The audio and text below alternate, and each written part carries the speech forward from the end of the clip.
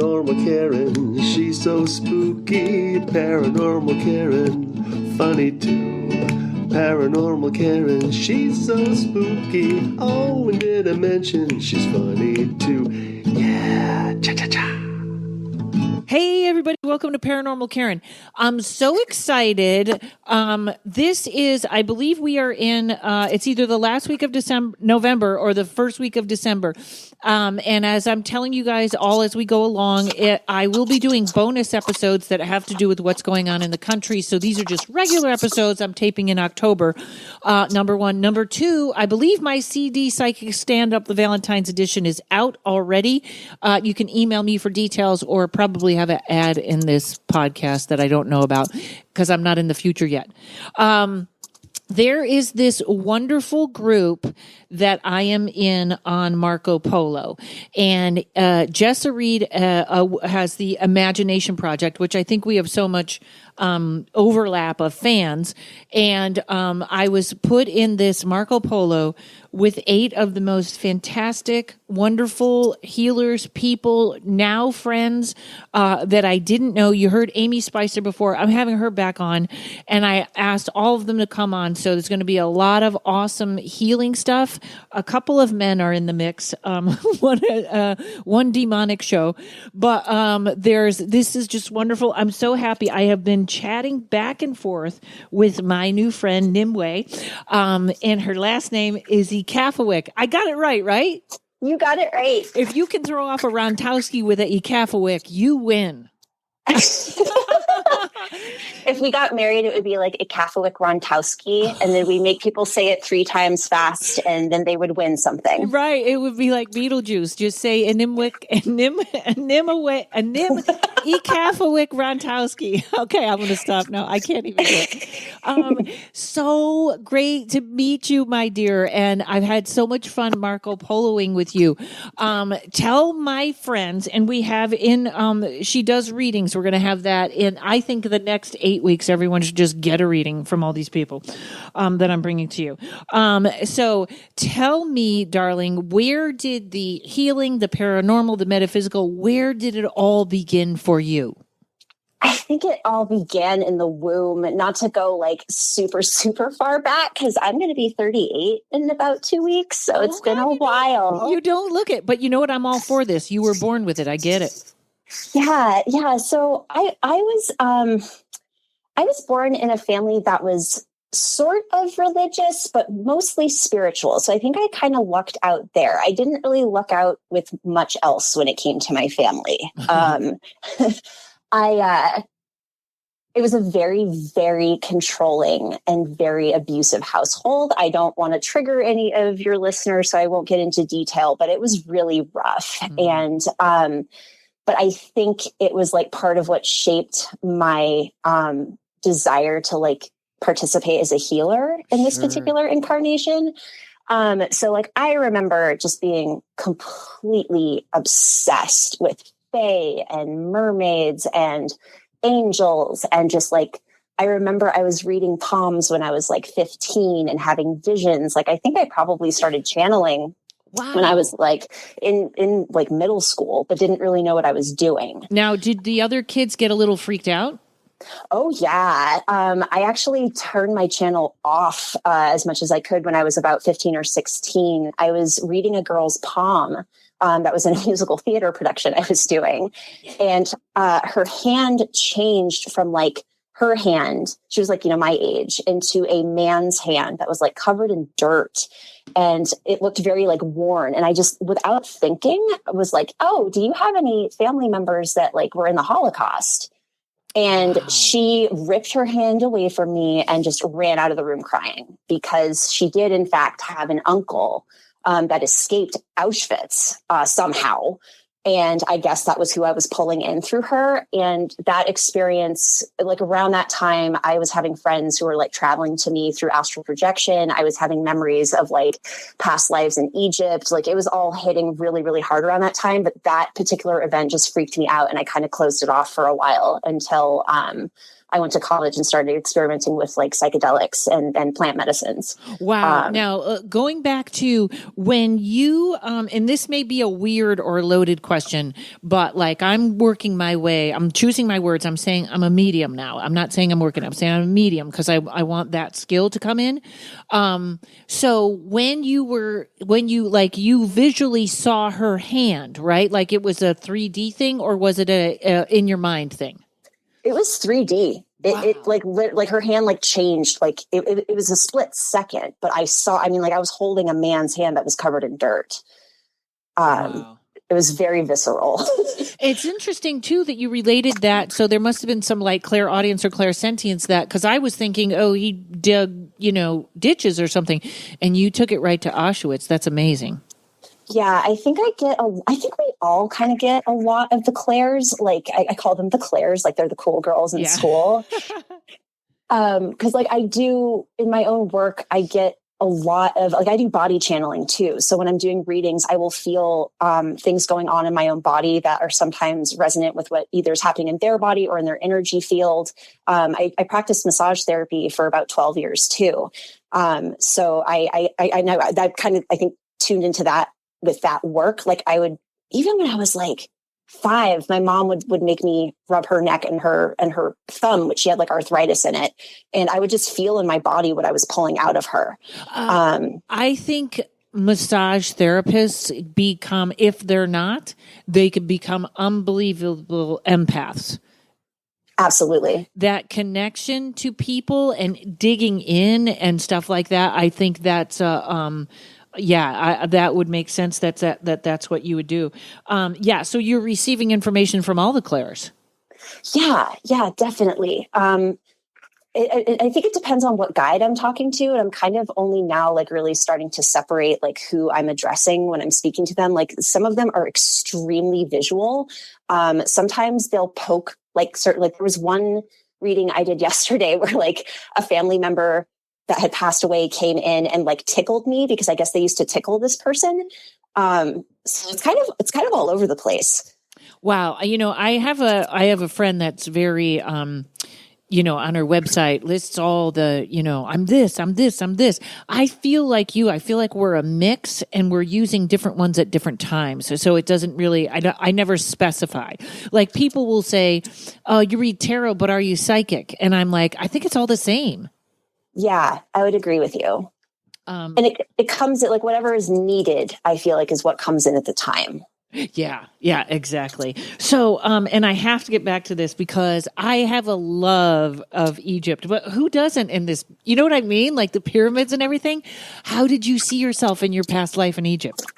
I saw myself on a stone slab wearing a shift about to be sacrificed. Oh God. Well, yeah, it was a little intense, but like there was no fear associated with the memory. So I don't know if like I had been drugged with something that made me feel like I was, about to be offered to Source or Osiris, like whoever. But I remember very clearly seeing that I was like young too. I think I was probably 13, 14 in that particular lifetime. Wow. I wonder if that was like a virgin sacrifice or something. Something like that. I've had other sacrifice dreams, which is crazy. I've had at least 3 or 4 dreams where I've been like, been used as an offering. I'm like, I would really like that to change. I can't quite find the words, but that almost connects me to your childhood where you sacrificed a good childhood for this power. That's really interesting. Yeah, there's something, the words aren't exactly translating, but it makes perfect sense, or give and take. You know what I mean? Yeah, for sure. I will take that. I think I'm going to have to meditate on that. That resonates for sure. Wow. Okay. So that's, have you ever been to Egypt? I haven't, and I would love to go. Like the more I learn about Egypt, the more I want to go. Like, I don't know why it took me as long as it did to understand that the way that the pyramids were built, like we couldn't recreate now with the technology that we have now. Right. And that blew my brain out of I just couldn't Like how are people not freaking out about that more? I know. I remember that when I was a kid too. When I meditate, I go to the top of a pyramid. I go to the top of the pyramid, which is really weird because it's like I'm isolating. But, there's so much about the pyramids. I think we could go on forever. How there's a real lighting system in there, or the dust, Whoa. the curse of of King Tut, how there's actually a really bad virus or a really bad bacteria that when you do go too far, it can cause you to die. So it's like, is it a curse or is it science? That kind of stuff. Yeah, that stuff is fascinating. I guess the guys that found King Tut, like one of them got like a bug bite or something on his cheek, like a mosquito bite, and it got infected. And he got can't remember if he actually died from it, but the mummy of King Tut had a similar wound on it, like in the same place on his face. Wow. I can't remember what podcast. I'll send you the link to the podcast I listened to. I feel bad that I don't remember it, but that stuff is, I think it's both, right? Like it could be a curse and also a bacteria. I think these things are kind of interdimensionally woven. Right. It's where metaphysics and physics are meeting. Like they just found out sage actually takes bacteria out of the air. Whoa. Yeah, it makes the air clearer for you to breathe. So it is doing, spiritual and biological stuff.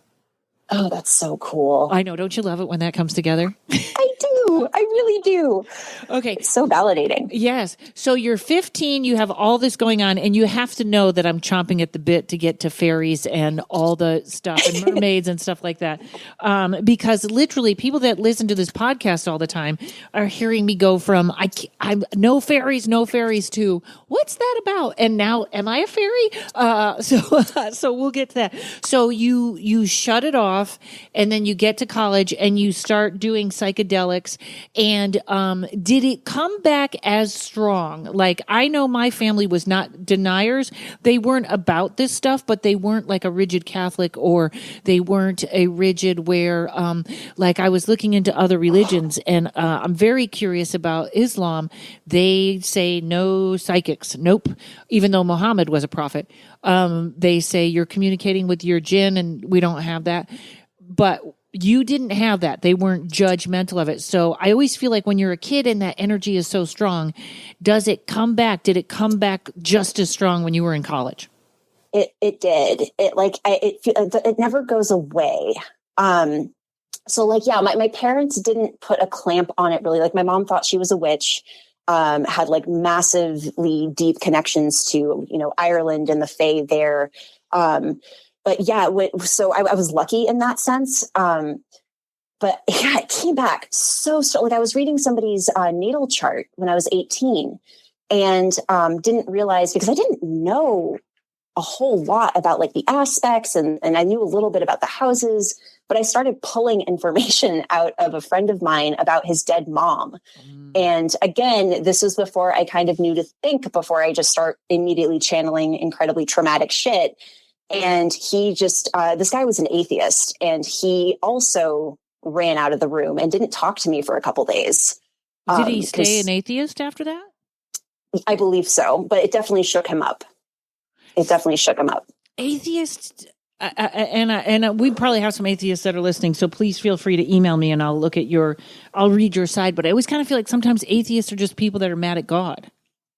It could be. He lost his mom when he was really young. Yeah. So I think he was like 9 or something when she passed away. So that wouldn't be surprising. Agnostics are, again, people, sorry you didn't just get a text. I did. I forget to turn off my phone, and people always think they're getting text messages during my podcast.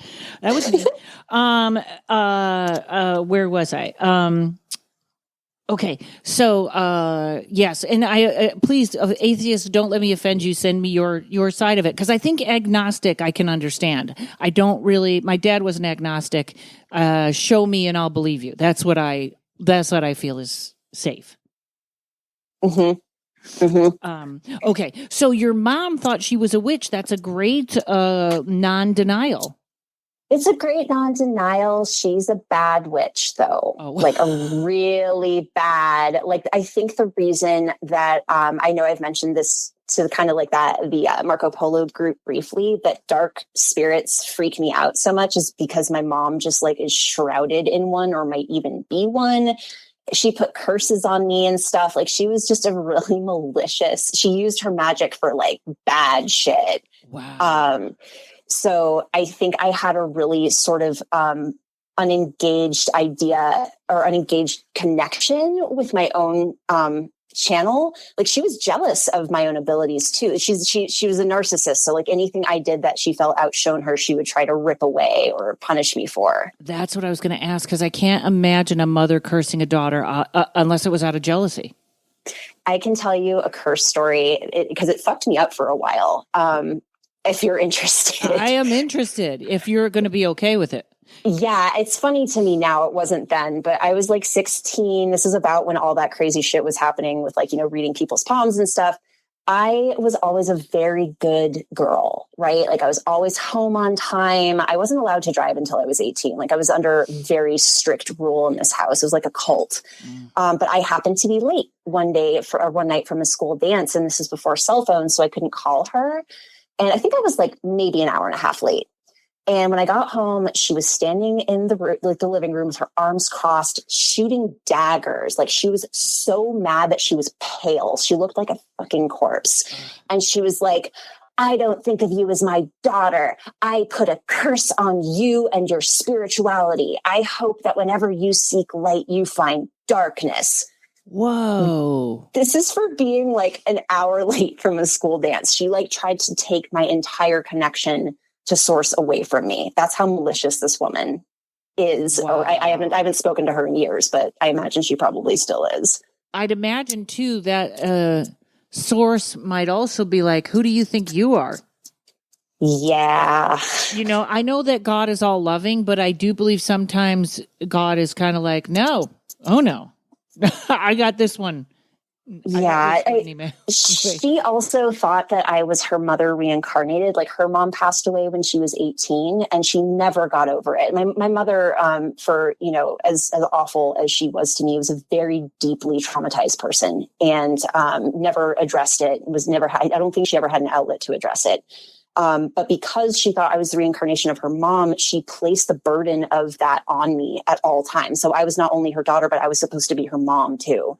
Now, did you ever channel her mom or get a vibe from her mom? Like, never. I never have. I know about her, but when I tap into that energy, it doesn't feel familiar to me. Like, I get it, but it's not who I am. Like, I've never believed that I'm my grandmother. And I talked to Mela about this too. She's like, there's literally no connection there whatsoever. Wow. Cause I wonder if I wonder if the grandmother was of light magic and then your mom was dark and then you're of light.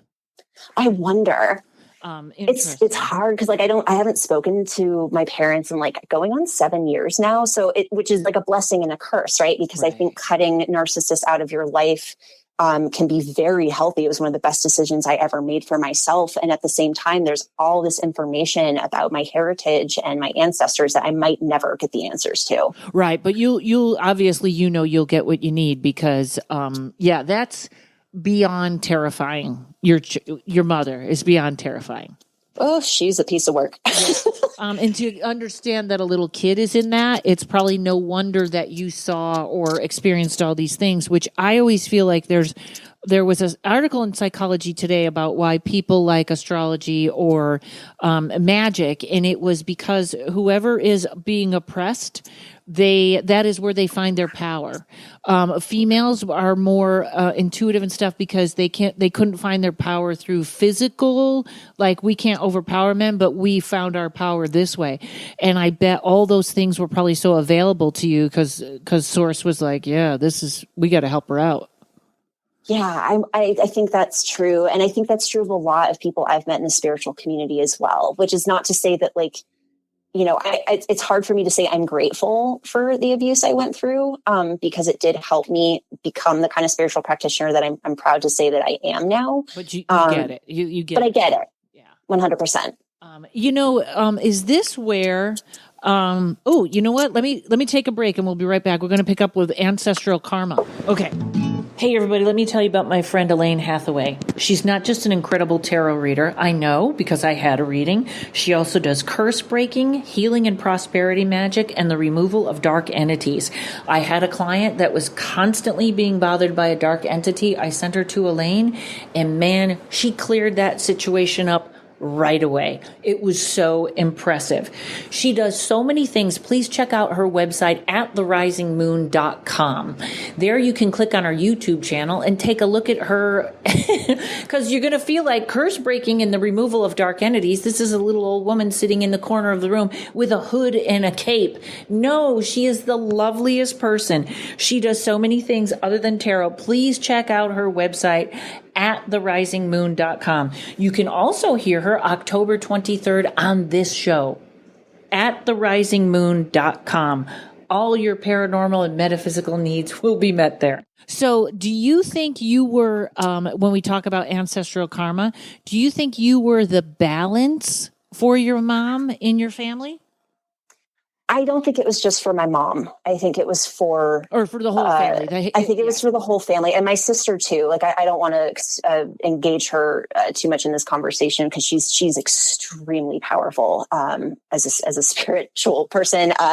But I know that I cut off the karma of alcoholism in both my mom and my dad's side because both sides were alcoholics, and I was an alcoholic for a very long time. And I was noticing how my relationship with them was reflected in my relationship with alcohol and vice versa. And it was killing me. Like if I was still, I would have died if I hadn't stopped drinking. Wow. And it was cutting that, like the first time I quit drinking, because it was like kind of a long process for me. When I made the decision with Spirit, like I have to stop doing this. Like this is just not serving anybody. I got a shingles outbreak right around where my liver and gallbladder are. Oh. Shingles, you're not supposed to get shingles if you get it at all. No, like this was in my 20s, but like still you're not like this is something you associate it with kind of like being in your 70s, 80s.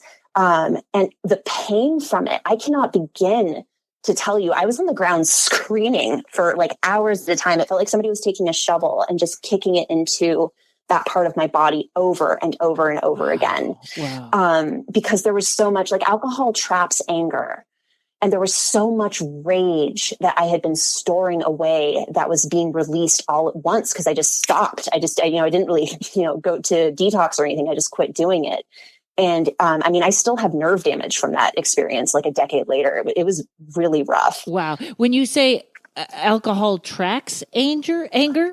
Traps anger, keeps it, keeps it stored in the body. That's interesting because I wonder if that is how your mom got compromised. Because your mom sounds like she was spiritually compromised, like you said, the darker spirits around her. Yeah, definitely.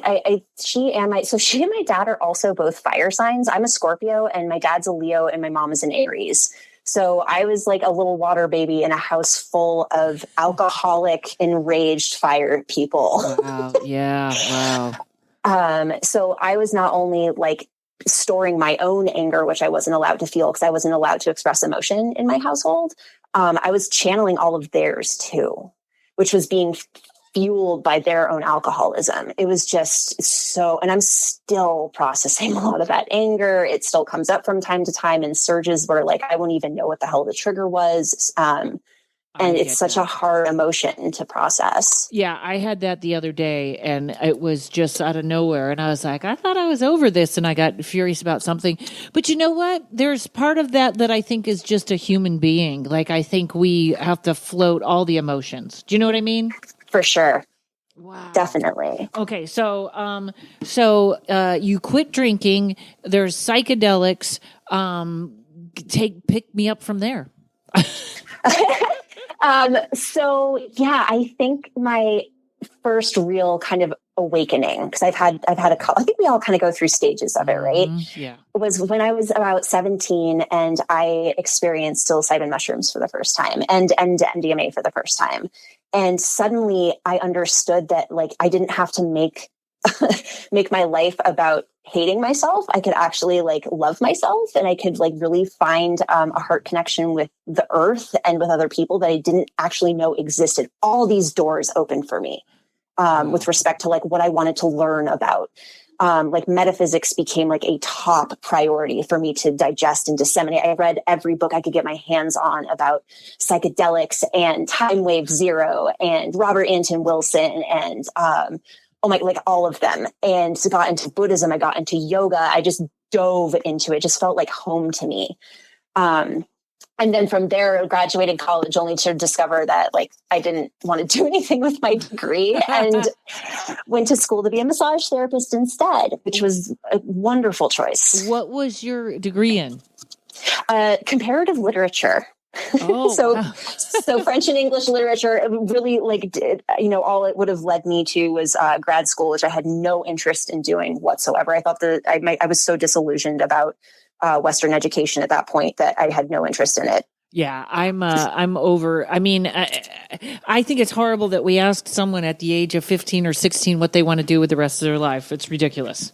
It's it's like fascist. I feel like it's just like, who cares? Like, I don't know. I get it because we have to work within this capitalist bullshit system. We have to do something, but the pressure that is put on kids to figure this out is just obscene to me. Yeah, I'm all about Brene Brown. I think I mention her on every podcast now, and in one of her books. Also, we tend to think that school is a young person's thing. She says she'll meet someone that wants to be a therapist, and then they'll go, but then I got to get a graduate degree, and I'll by the time I get it, I'll be 43. And she's like, I got some news for you.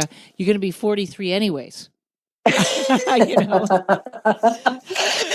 Brene Brown is wonderful. She's delightful. Yes, and so real. I was gonna so that we this is a weird question, but I kind of talk about ancestral karma, especially the way you described it with alcoholism. It is that where if your father's an alcoholic and then and his father wasn't his father, you break that by breaking that alcoholic by not being one. Do you have a better definition of ancestral karma? Because there is so much of it going on right now. To put words to this, because I feel it in my body more than I have words for it. It feels like a vibrational aberration that needs to be corrected. I hope that doesn't sound too much like a value judgment. Like, I feel like this generation, if you consider yourself a star seed or, people who are kind of part of bringing this planet back to life in a way, it's like retuning a guitar. So like, I feel like we've been playing a guitar that's out of tune and missing strings. And I feel like we're kind of here to restring the guitar and tune it back up. But it's a process, right? Like, I don't know if you've ever strung a guitar before, but as you're putting in a new string, the strings will kind of like creak and they'll snap and they'll, stretch and they'll contract. And it's just kind of this is a very long process compared to doing that. But I think we're kind of just helping the current even itself out, if that makes sense. It does. And, it also reminds me of the connection of our DNA, literally our DNA with our soul and our energy and everything, how it's all in one. Because I've always felt like it's so funny. Yesterday you were talking about me being a pixie and like an ambitious pixie. And like my family has the DNA. I always say the DNA of Vikings. Like we don't get sick. We don't die. Our brains turn to mush, but we have this health thing that goes on. It's funny. I thought there was categories too. Like you would be a starseed. And I don't know if I don't know if I'm a crystal or an indigo. What is the last one since I'm 55? Is it crystal? I think it's crystal. And somewhere I read like the crystals like me were the ones that were supposed to come in and be like, yeah, screw your religion. We're going to be metaphysical now. We're going to look at this stuff like kind of aggressive, which is totally me. And then as the newer generations come in, they get more and more sensitive. Like we were sort of the pushy ones that broke that taboo. And then you guys come in with more and more light. So I always thought that was funny. So aggressive pixie would be perfect. I totally see that for you.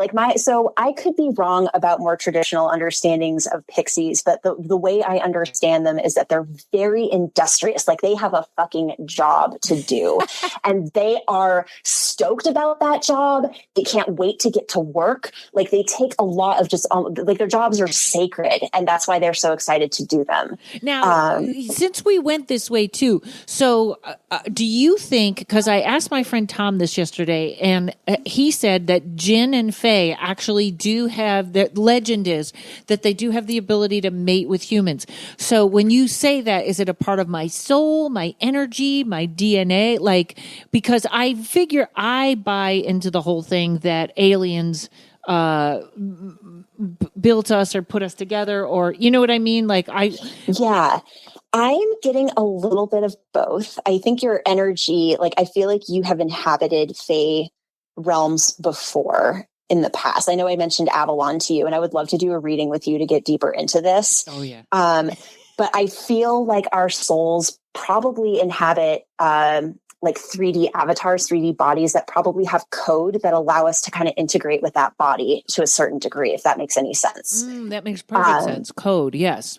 Yeah, but I see like specifically coming from like your head, just like so much light radiating out. So I wonder, like, I wonder if that's like a, like a thumbs up from your energy field. Like, yeah. Well, it all makes me laugh, and but here's the biggest thing that I have to, that always makes me, whether it's aliens or Fae, is I have endless energy. Like I go for like 10 walks a day. And at 55, you would think I would have bad knees or blah, blah, blah, blah. No, I still have the body of like a 20-year-old that is ready to go all the time. Like it's hard to tire out. And I feel like that's when your soul or your, mind, one of those two are fueling the physical. Does that make sense? Absolutely. And I'm jealous of you. Teach me your magic. It's I actually I'm getting ready. I'm going to have a reading with Amy Spicer, so it may be too much. I think she was like, "We're going to even that out a little bit so that you sleep."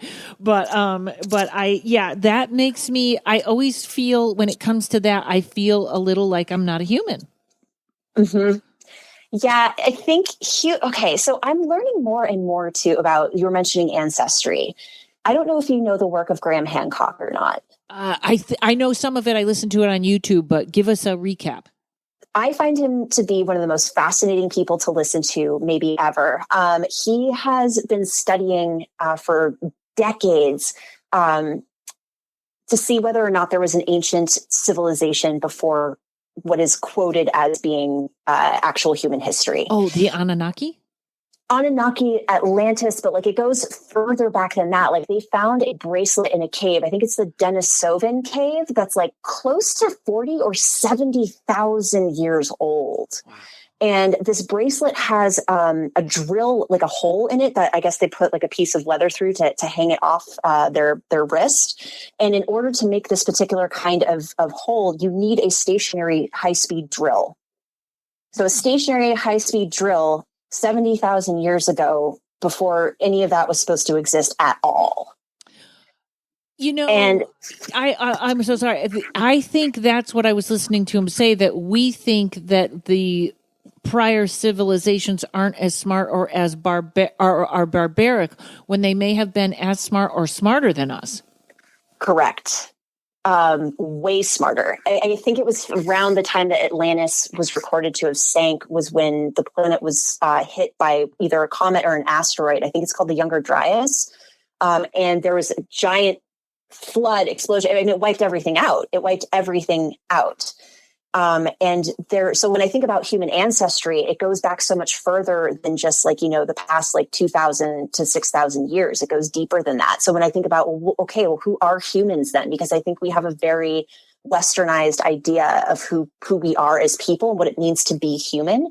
Part of the reason I like Graham Hancock so much is because he is we are being fed a lie about where we came from and who we are. It's like we have amnesia. He says we're a species with amnesia. Mm-hmm. We forget what we're supposed to be.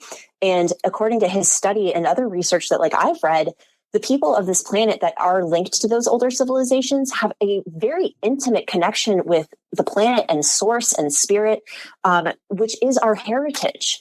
I think we think about humans as being very cut off from all those things, and it hasn't always been that way. So I don't know that there's a huge separation. Obviously, dimensionally, yes, between humans and, say, maybe having Fey DNA or having, alien DNA, however you want to look at it. I don't think we're that as separate as we think we are, because we feel abandoned and we feel lost from this connection that we once had. Yes, and I think that's by design. I think somebody wants us not to feel that, whether it's, we can get, whether it's the reptilian agenda, which it may not be, or something like that.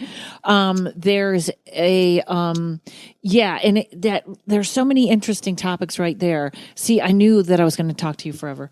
I wrote this as a movie. I think I took 3 different bits of information, and I wrote this as a movie plot. This was years ago, and it was actually called The Adventures of Early Man and Late Boy. And it was a guy that was always too early, a superhero always too early to show up, showed up 5 minutes before anything bad happened and then left. And then it happened. But it was Atlantis, okay, and I may be wrong on this. The 3 pieces of information I had was Atlantis is a city of crystals, correct? That's what I've heard, yes. And the Bermuda Triangle, they have sort of found out what it is, that there's either a change in the gravitational pull or there's a gas that is released from the planet that messes up all the, nautical equipment or the pilots going through. That it's got a Earth-based answer to it. But I thought, is Atlantis on the Bermuda Triangle? Because that I thought, if you have a city made of crystals and the way the gravitational pull works on the Earth, that could be an awful lot of energy in a spot that maybe it messed up the gravitational pull. Now we've got the Bermuda Triangle. Does that make any sense? It was literally absolutely. It was a movie plot, so it may just be made up in my head. But I thought maybe there was just too much energy in one spot. I had goosebumps listening to you talk about that. That feels that feels correct to me. Like when you say it like that, like I really want to research that more. I haven't done a lot of research on the Bermuda Triangle, and now I'm inspired. I know they found the answer, and it just sort of all fit. But, I know, like, when we go to Virginia City in Nevada, it's built on crystal mines. And we were just in Arkansas, which, again, crystal mines, and Courage was like a baby. Courage is 16. He was running around. He was spinning. He was running himself out. And I kept asking the animal communicator, and she said, it is such light energy there. But I also know, and this is a weird thing, not to frighten anyone that's into crystals, in cases of hauntings and stuff, when Tommy taught me this, Tommy the demonologist, you can have a sort of so many crystals in one spot that you're drawing, that everything is seeing that energy and light, that you're actually drawing things to it. I don't know, that may be, I might be actually giving you bits and pieces there, but I was just thinking too many crystals in one spot could have messed up the gravitational pull in that area. So that's my weird thing. Also, I always say there is something about, like when I meet a Native American who had 2 Native American parents, there's something almost mystical about them. And I'm all about Middle Eastern men. I don't know where that came from, but it's wonderful. But Persians, Sumerians, those would be the first people, wouldn't they? Well, there's an argument there. I think it depends on like what time span you're looking at. If you want to, and for anyone listening to this, if you haven't listened to the episode, the Graham Hancock podcast episode that I'm referring to is off the Joe, I call him Bro Jogan. That's Joe Rogan. And I think it was in 2019. It's almost 3 hours long, but he talks about how he thinks the first civilization actually started in the Americas and not the Middle East. Okay. Although the Sumerians are certainly important and connected to all of that. And handsome. Yeah, and very handsome. Quite handsome. Yes. But yeah, I'm like making a list of all these like things I need to look up and books I need to read. You're totally making my brain go crazy. Well, great. Okay. Oh my God, we're almost to the break again.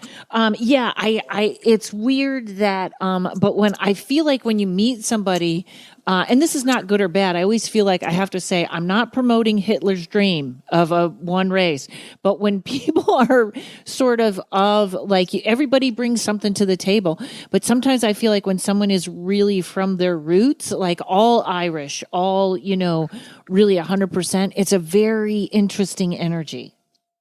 I definitely can say that about Irish people. I feel that there's something about them. I have a lot of Irish blood. I feel deeply, deeply connected to that part of the world. And when I talk to somebody who's like from there, there's something that activates in me energetically I used to just blame it on the accent because I think it's so lovely, but it's something different. There's some kind of like my blood gets warmer. I don't know how to quite describe it. It's like they in a weird way, they turn on your Irishness.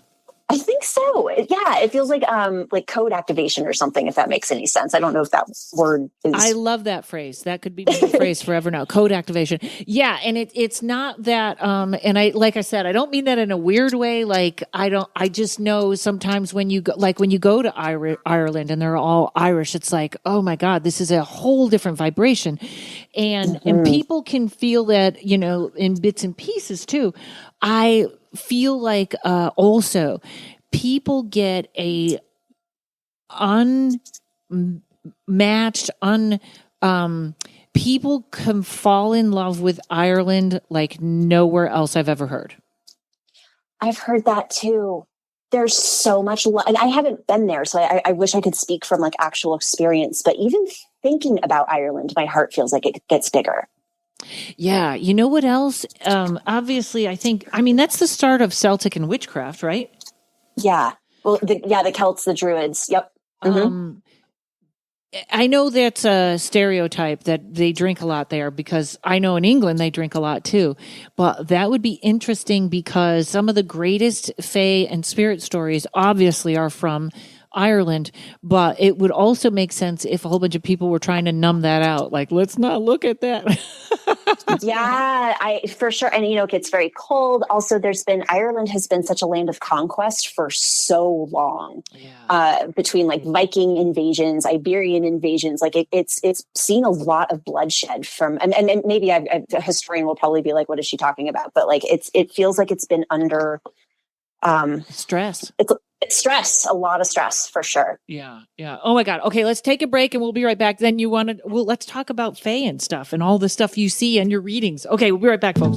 Psychic medium and buddy of mine, Terry Huberman, is with me today. Terry, you've given me so many great readings and healings, and now you've got everything together in one package. Tell me about that. I sure do. So this package has energy healings, readings, and coaching. Coaching. That's the best. And people, they buy the package. You give them coaching once a week? Yeah. So we meet online once a week, and in between there's support as well. And who would this be for? This is really for folks who are in indecision, needing to get into their intuition because they're blocked or stuck. They need to move forward. And so we explore what the root causes of the problems are. And helps them get out of their own way. Yeah, absolutely. Terrific. And what can they expect from this? Sure. So moving from anxiousness to confidence, accessing their freedom, joy, and security, and really being in alignment with themselves so they have that clear direction, so they know, aha, this is what I need to do next to reach my goals. So now there's something that's free so people can talk to you and see if this is for them. Yeah, absolutely. On my website, terryhuberman.com, there is a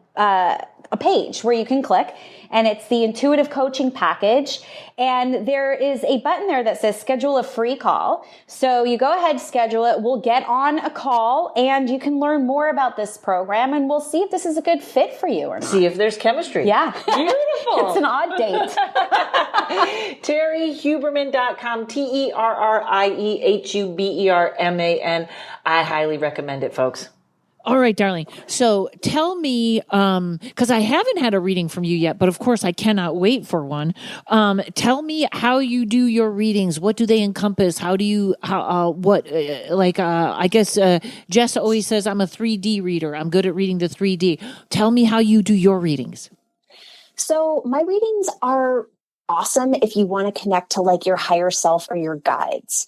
It's sort of in the same way that we were talking about how like information kind of comes to you as it's needed.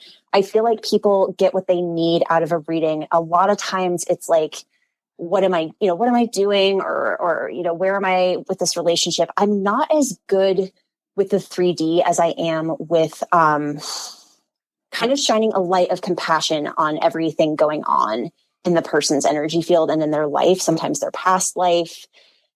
It's kind of like helping them reconnect with source. I feel like that's what my readings are probably the best at. Which probably gets them to the root of the trouble.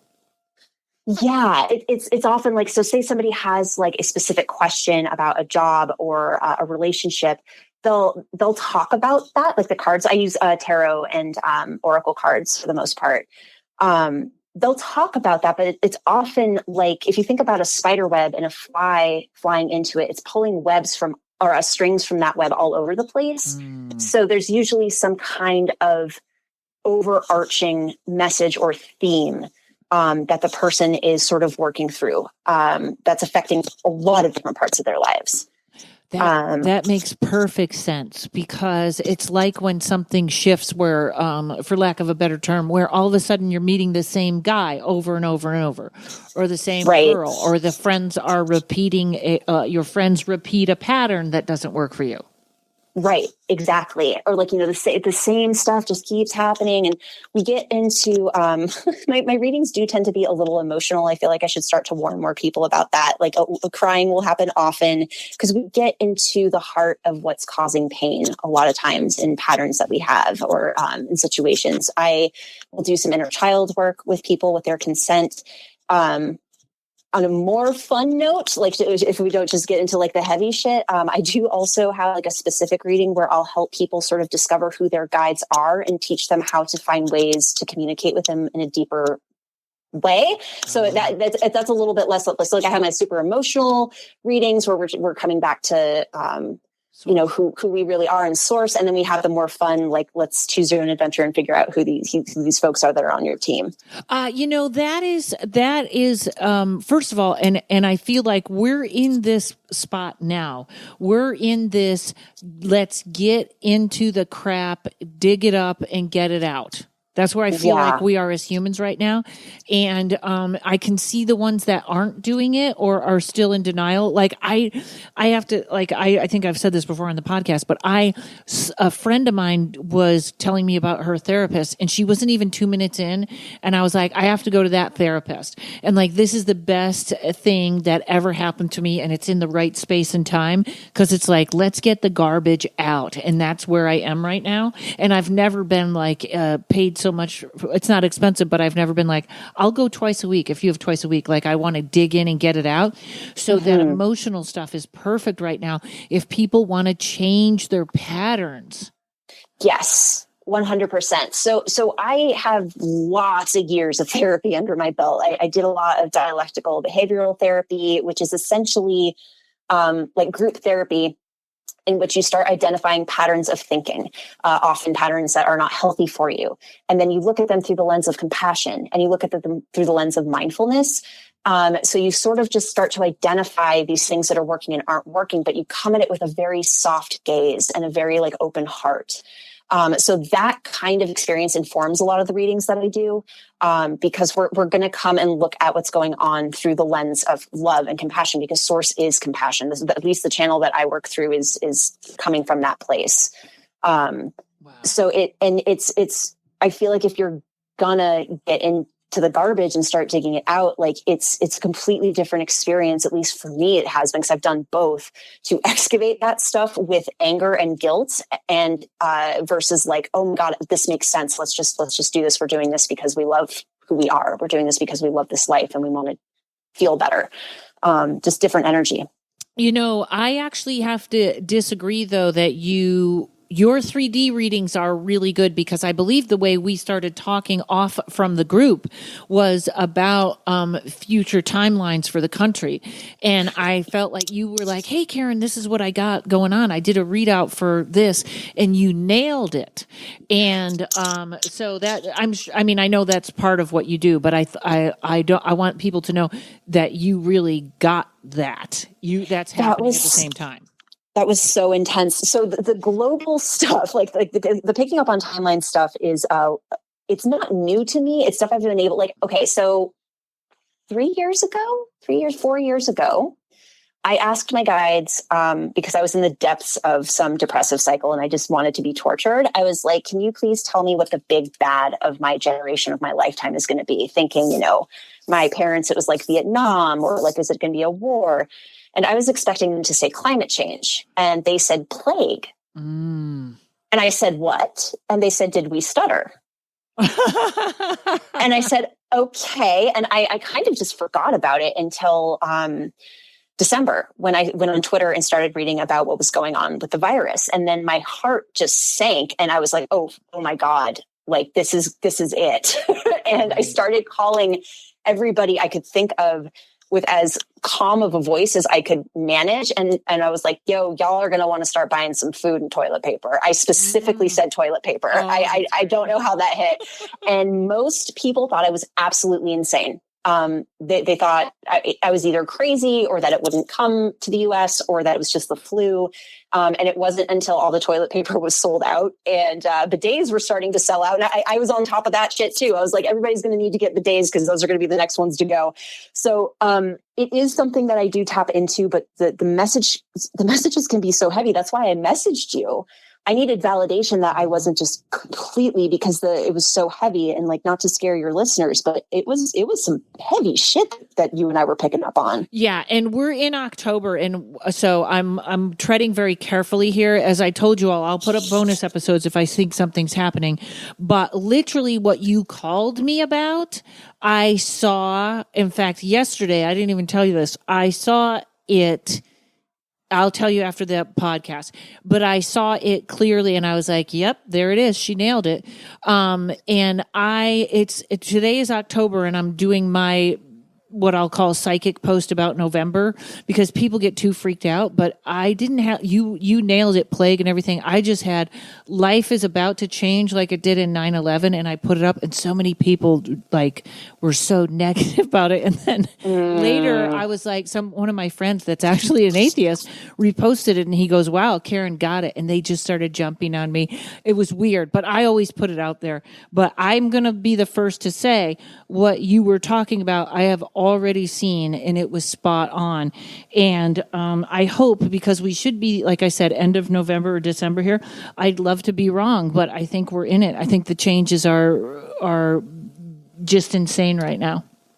They are insane. And I also something I learned in getting that download, because I asked my guides, why did you tell me this? Specifically because you sent me a link about how timelines are really shifty right now. So we can't be certain. And especially right now, it's kind of like a roll of the dice about what's going to end up actually happening.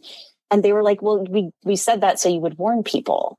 Mm-hmm. And it's similar to the plague downloads. Yeah, well, we just want you to give people the heads up. We're not trying to ask you to freak people out. It's not a scare tactic to get clients. I am not a doomsday oracle. That is not what I signed up to do. Right. It's more just I think, I don't know if this is true with your guides as well, but they only tell me stuff like that when it's sure.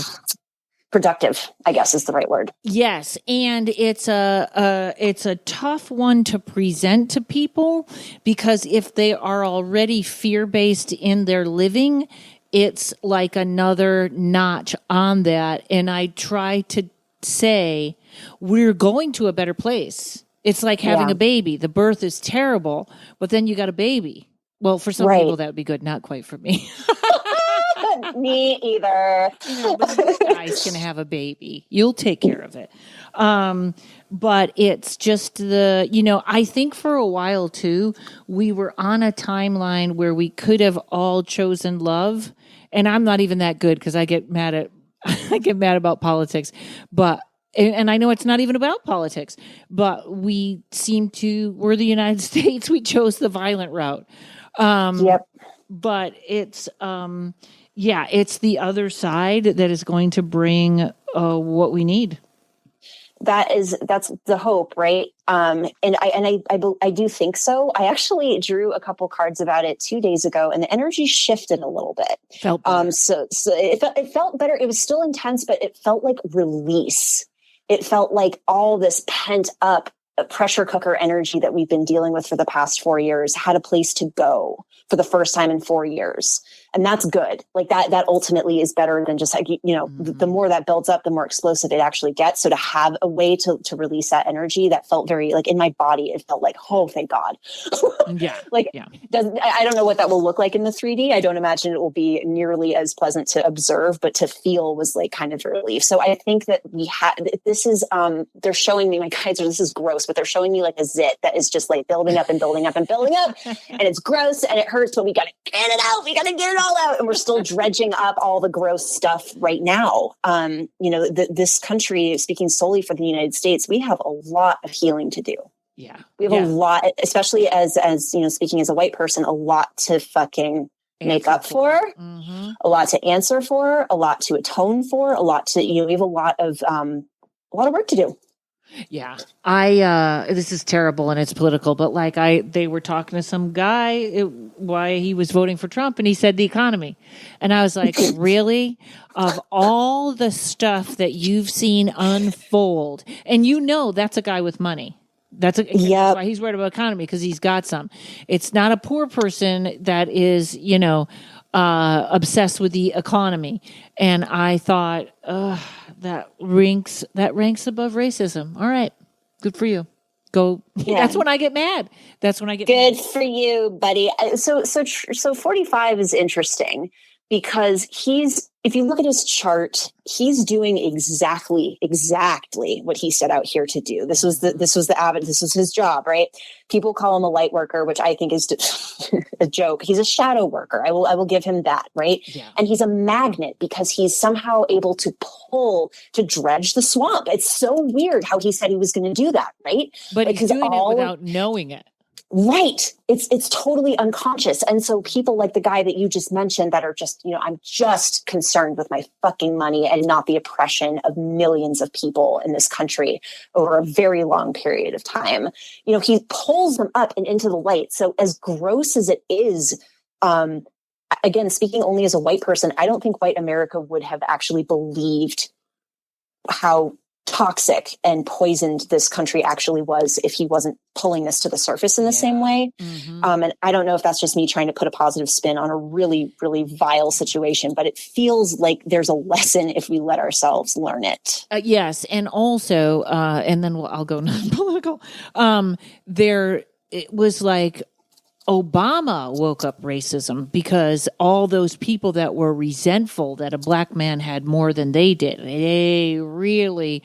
it was buried under, but look, you got a black president. Well, it's not so hard. You got a black president. So this backlash,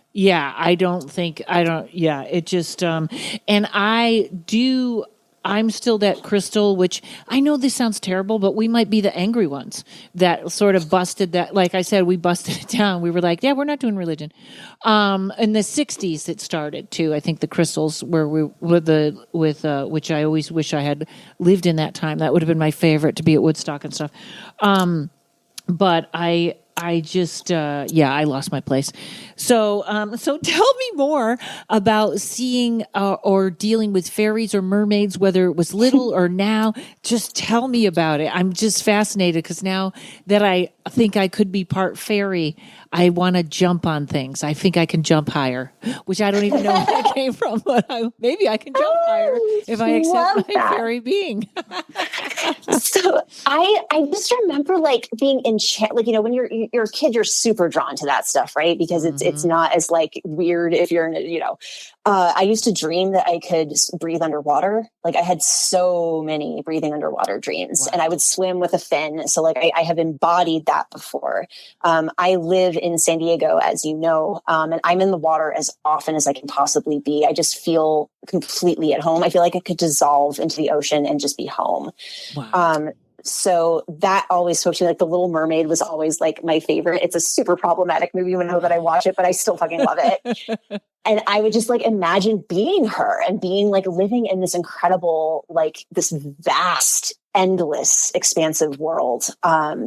So full of life. And then Fae are different for me. I have heard people try to relate like merfolk and fae kind of in the same category. And elementals, it's a weird, murky area. Yeah. It is a weird, murky area. And from fae, if you were to kind of study it more from like the Irish traditions, which is what I'm the most familiar with, because fae exist all over the world. They're not central to one place. It just happens to be that like in Ireland, there's a lot of folklore around them. Mm-hmm. They often closely resemble humans. The winged part, I think, only arrived recently. They were not known to have like dragonfly wings or anything like that, although I love that depiction. And I do think there are spirits specifically that do look like that. The work of Brian Froud channels those particular beings very beautifully. I was just looking through it today, the Good Bad Fairy book. I have his oracle deck that's based off of that book. Oh God, that's what you were reading. Amazing. And he is clearly fae. Like he's an ambassador between at least whatever this particular realm is that he's channeling in. Because he speaks to more than just, the pixies and not to talk any shit about them, but like he speaks to the angelic realm as well. He calls them the voices, which are kind of like even more higher dimensional than fae, and certainly than us. But I've associated them with nature primarily, like talking to plants. Like I feel like they're the guardians of those plants. I feel like they would talk to me when I was a kid. I feel like there were fae in the ocean that I would talk to. Like I would go to La Jolla Cove when I was in high school, and just close my eyes and sit and listen to the water come in and out and just hear what it was telling me. And it did have things, and I would write poetry because I was just that liberal weirdo, little hippie kid in high school. I think fae are everywhere. I think they're in everything. I think the stigma surrounding them is coming. I'm studying it more and more. Like there's, if you want to work with the fae, just know who you're working with. To kind of segue into this a little bit, like just offer the same amount of respect you would offer anybody else, especially somebody who is an elder. And I mean that in the sense that they've earned respect by being light workers on the planet for extremely long time.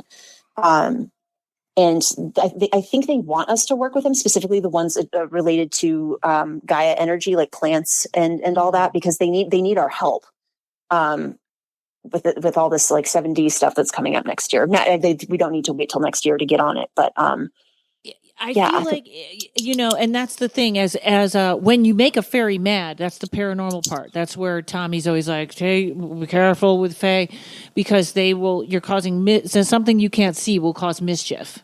So but it's funny because I feel like, so I talked to Chris Penzak, and folks, if you want to listen to a good episode by a witch talking about fae, that's a very positive fae. There was another one I did that was pretty positive fae, but and a lot of you probably have felt this. All of a sudden you need plants around, you need a garden, you're thinking about growing your own food.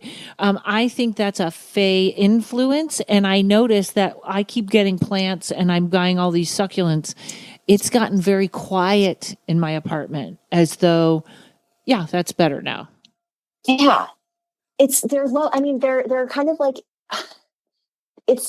how do I put this? This is one of those things where like I'm channeling the feeling in my body, but words are kind of hard. They are like us. That's what they're telling me. They're like us. They want things to work out as much as we do. But we have like lost our connection with them, with that whole like Atlantean era where things the shit hit the fan with whatever that disaster was that took the planet out. It severed our connection with them in a really, like, I'm getting really emotional thinking about it. There's a lot of grief, I think, between us and this realm because we've lost our innate knowledge on how to just talk to them and hang out with them. And I think maybe that's why we've sort of lost our way with the kinds of like relationships we have with them, because we it's like when you talk to somebody in a different language, but you say the word that means like something horrible instead of, hey, how are you? So I think that connection is being reforged. And a lot of the readings I do, Fae are very, very present in the people that come to me. And they're specifically asking them to like, hey, those plants that you love in your backyard, like that's a sign that we want you to work more with plants. We want you to work more with plant medicine. We want you to take this a little bit more seriously, because this is literally the shit that's keeping you guys breathing on the planet. And we can't just do this by ourselves. Does that make sense? It does. And I did a reading for a friend of mine, and I don't always see stuff like this, but she had a garden, and I saw this tall woman that wasn't human. And I was like, there is a guardian in your garden. There is someone guarding. And she said, oh, that's interesting, because I go to my garden every day and I tell the plants how much I love them. And I was like, oh, she probably in a way that I believe, like some people, like even with gin, they want to make a deal, and I'm not with that, which is very different than working with. But I think she was sort of inadvertently working with Faye, and they were like, yeah, we're going to take care of this garden you love. Yeah. And I'm glad that you said that she was tall. Fae are not all teeny tiny. They're all, I guess they can be whatever shape they want. But they are all different shapes. Like I spent one afternoon walking down my block. I live in a North Park. So there's just like all these really cute little gardens and stuff out in front of people's houses. And I would try to kind of like soft focus on the plants I was walking around and pick up on them. They all had personalities. Every single plant had a different personality. Some of them were just there to be beautiful. Like there were some Hawaiian flowers that were just like stoked to be present. There were a couple of trees that were quite arrogant, actually. Like I stared at them and they were like, yeah, what you staring at? You like what you see? Keep going. Like, you have to, and this is why like some discretion has to be applied when you're working with plant spirits. You have to actually meet them where they are, appreciate them. The same with people. Yeah. You can't just project your idea that like, this is a cute little dragonfly pixie thing that, is just going to bring me whatever, I don't know if I'm making sense. No, but, you are. Don't walk in arrogant and don't be like, hey, you're going to do this my way now, or you're here to serve me, anything like that. Yeah. Correct. Oh, and I have one more question for you too. That's funny because I always talk to trees, and they have a different voice. When every different tree you kind of like, I communicate with, but when I walk out, sometimes I feel them drop water on me, and I always say thank you. Oh, that's so sweet. Like I go, oh, hi. I don't know why, because I don't know why trees. It's not sap, it's water. But every once in a while, I'll get a little sprinkle of water, and I always go, thank you. Oh, that's lovely. They're definitely communicating with you. Plants are talking to us all the time, all the time. It's just a matter of like how we're willing to listen. And it sounds like you definitely are. Like you're tapped into their language a little bit more than maybe some. I think so. Oh, last question. And I don't know if I talked to this about you. What is a familiar? I mean, I thought a familiar is a familiar. Was it you I was talking to about this? Or no? I don't think so, but my understanding of a familiar is like an animal friend that kind of just, it's like a guardian or a guide or like a soulmate kind of. That's how I look at it. I don't know if I'm getting it right, but like it's, say you have a pet in your life that just was so much more than just a pet. It was somebody that you've been with. My familiar currently is my cat Lilu. But prior to that, it was my cat Jules, who I swear I have been friends with in human form in various incarnations. He would look at me and I would see human eyes looking back at me every time. This cat would hug you. If you picked him up, he would actually give you a hug. Wow. He was the sweetest animal. And real quick story about him too. Like he loved it when I would take psychedelics. Like he would come into the room and like put on a show for me and whoever was around. Like I remember sitting there looking at him with two other friends, and he came in and he started blinking at us. So when cats blink at you, it's them showing affection. It's like them sending kisses to you. And then he closed his eyes and he started changing shape, like various parts. Like his tail would get big and then it would get small, and then his head would get big. And we were dead silent while this was happening. And finally I broke the ice. I was like, do you guys see that? And they're like, he's changing shape. And like he was just proud of himself. Like they're so tapped into the higher dimensions. It's crazy. Oh, like they get it. Yes, and Courage is my familiar. Courage is my pup that's here. And then, real quick story: when we were all having that discussion yesterday, that was just going back and forth about so many different things. It was so interesting on our Marco Polo group. And then one of the things that got me so jazzed, because my animal communicator friend was talking to Courage, and he was saying it's instant now. You ask for it now, and if you're not resisting it, you will get it instantly. And I was like, I started walking to the store after that, and literally I got to talk to Julie about this. 2 black crows start coming around me, and one of them literally is holding an In-N-Out burger bag in his claw. And they land on the fence right in front of me, and I go, if you give me that bag, I'll open it for you. And the crow drops the bag right in front of me. And I tear it open, and they eat the French fries. And then when I come back, I picked up the bag and put it in the trash. But it was like this weird animal communication interaction, almost like my guide was like, all right, so watch how instant this is. And then Julie sent me an email about the the crows of Odin. So I'll have to look in to see what that is, but that was very interesting. All that from that conversation, like I think when we all get on that Marco Polo, something magic happens. Something magic happens, and it's like you're saying, it's happening instantly. Like if you want to start like connecting to your guides, if you want to start connecting to people in the spiritual community, you literally just have to put the ask out. Like it's like putting in an order for like on DoorDash or something, and being like, I would like this with a side of Odin's Raven and an In-N-Out bag, like, and you plug it in and it will pop up pretty instantly. It's pretty wild. Real quick to touch on that story, which is such an amazing story.